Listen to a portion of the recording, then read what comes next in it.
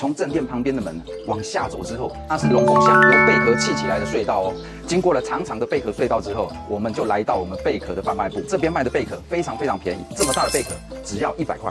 经过我们贝壳贩卖部之后，居然发现这有一大片的生态池，里面除了有鱼之外，还有一些乌龟啊，甚至还有鳄鱼以及陆龟。这边如果带小朋友全家亲子同来的话，一定会非常的好玩哦。这座庙除了是用手工贝壳一片一片镶上去之外嘞，还有长长的龙凤巷以及非常便宜的贝壳贩卖部，更有寓教于乐的生态池，非常适合大家一起来。这边就在鹿港旁边，如果有来鹿港的朋友，不妨顺道过来这边走一走，还有更好玩的地方。底下留言跟我说，我们下次见，拜拜。